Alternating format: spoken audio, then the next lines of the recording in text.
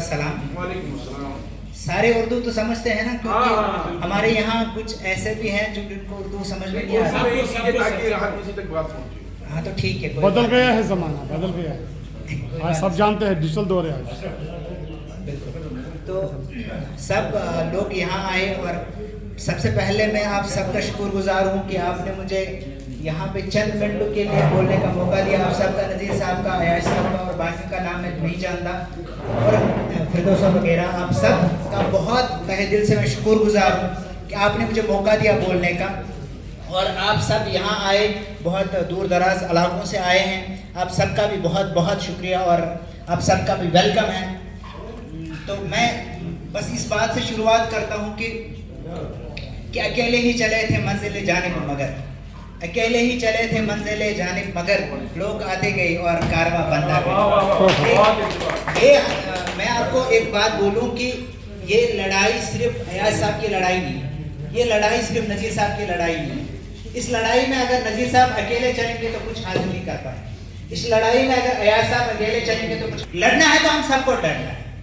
लड़ना हमें बांडीपोरा से भी है, लड़ना हमें कुपवारा से भी है, और चाहे वो कन्याकुमारी में भी हो उसको भी लड़ना है, क्योंकि ये लड़ाई उसकी भी है, उसको भी अपने राइट्स चाहिए और हमें भी अपने राइट्स चाहिए।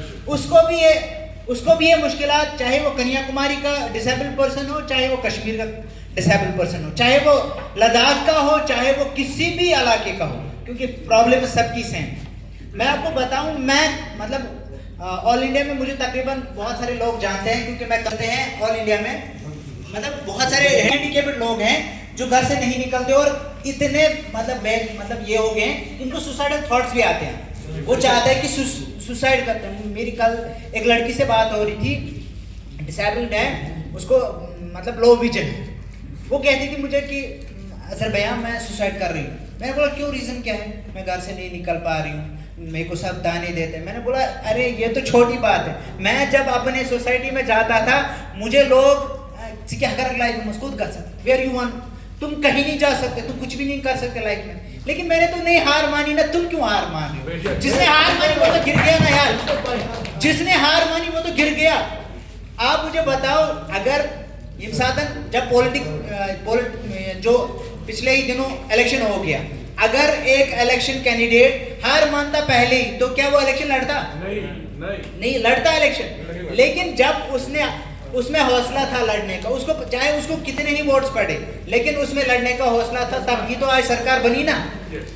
सरकार बनी इसी वजह से। हमें भी लड़ना है, तभी तो हमें पॉलिटिकल रिजर्वेशन मिलेगी, और जब हमें रिजर्वेशन मिलेगी तभी हम आईवान में अपनी बात रख पाएंगे। अगर हम इस तरह रहेंगे, ये वहाँ की बात है, बांडीपोरा में बात हो रही है तो बड़गाम को कोई जरूरत नहीं करने की, श्रीनगर में हो रही है तो बड़गाम को कोई जरूरत नहीं, बांडीपोरा को, बारामूला को। लेकिन ये हम सबकी लड़ाई है, हम सबको लड़ना है, हम सबको इसमें जाना है। लेजिस्लेशन में हमारी बात होनी चाहिए, लेजिस्लेशन में हम होने चाहिए, तभी तो हम अपनी बात कर सकते हैं ना यार। जब हम होंगे लेजिस्लेशन में, जब हम आईवान में होंगे, तभी तो हम बात करेंगे ना, वरना तो वो नहीं सुनेंगे ना, रोन देंगे ना हमको।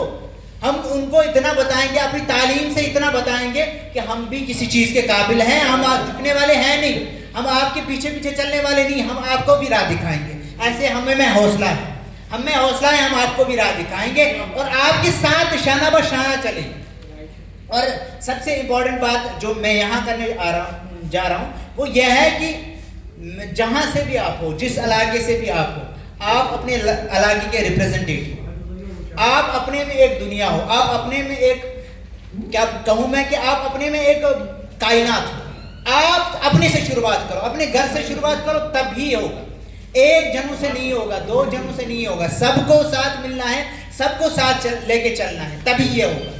और पॉलिटिकल कन्वेंशन चला बड़गाम में पॉलिटिकल रिजर्वेशन खतर ये सुपिस लेवल पर हैंडीकैप पर्सन प्रोग्राम के बड़गाम